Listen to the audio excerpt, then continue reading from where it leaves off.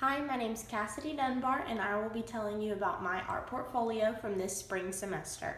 The first project that we did was a creativity project where we needed to create an alien and create a trap that would be able to trap the alien. And the first section was where we drew the alien and the trap, and then we wrote about the alien, about the trap, how it would work, and the different aspects and details about the character. Then we needed to go through and reflect on our steps that we took to create this project. The second project was about bugs. We needed to work on designing projects, and we had to connect this to a science standard. So my standard was for second grade, and it was a life science standard, and it said students will investigate the life cycles of different living organisms. So my bug was a dragonfly, and the students needed to cut out a symmetrical shape that would resemble a bug and trace it onto this piece of paper, and then use Sharpie to fill in different lines and create texture and use geometric shapes to fill in an abstract bug. The next project was a watercolor project, and we connected it to social studies. So my standard that I used was a second grade geography standard, and it was that the student will locate minor topographical features of Georgia and will describe how these features define Georgia's surface. And then underneath that it says locate all the geographic regions of Georgia: Blue Ridge Mountains, Piedmont, Coastal Plain, Valley and Ridge, and the Appalachian Plateau. So in this project, the students worked with salt to create texture within the watercolors. They used different colors so that it was a little bit more abstract and not necessarily a realistic painting. The next project was done with oil pastels. It was connected to language arts, and the students were supposed to take two regular animals and combine them to create an imaginary animal. In my case, I did a bear pig, and we used line, shape, geometric and freeform shapes, all different colors, textures so that it looked fuzzy. We worked with two-dimensional space and value.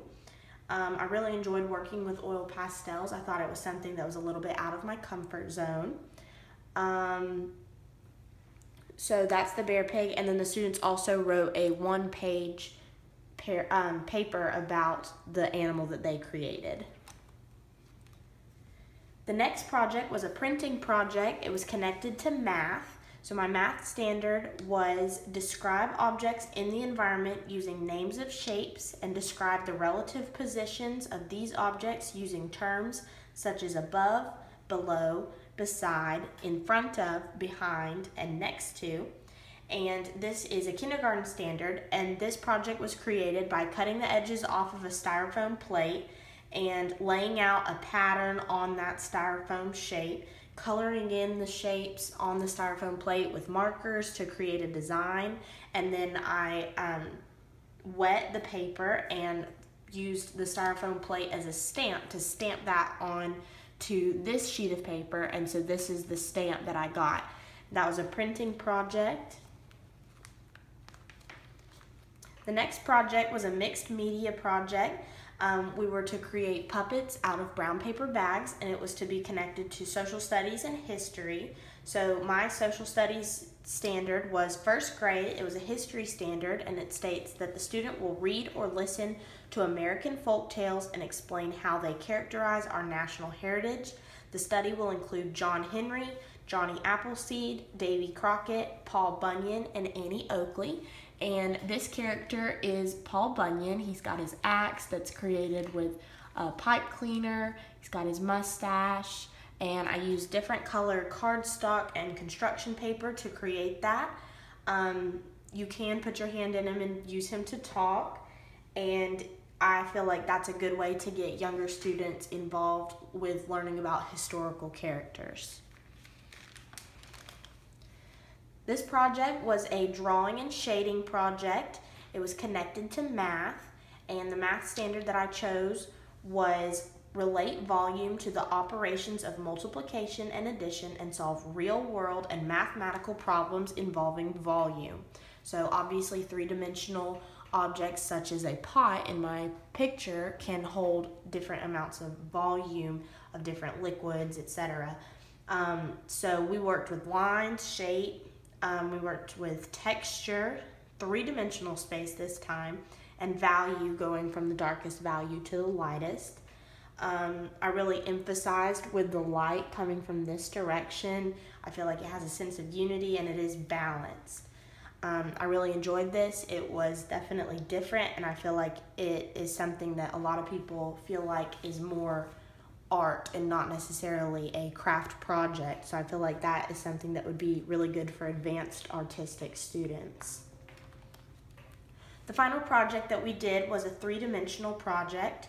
It was to create a four-legged creature out of clay.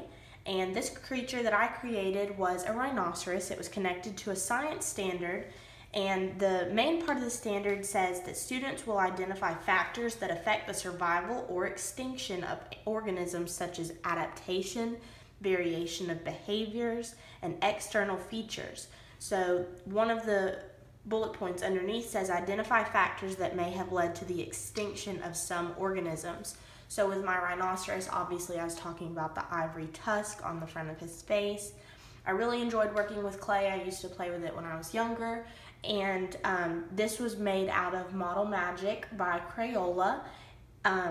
It was a lot of fun. I used a technique where I would sculpt each individual shape and then stick them together rather than sculpting it out of one block or ball of clay. So here's some pictures of different angles that I have of the rhinoceros, and here is the rhinoceros himself. I really like the details with the toenails, and I think his tusk ended up, or his horn, excuse me, ended up looking really nice. I think that I did a good job with it. I enjoyed this class this semester.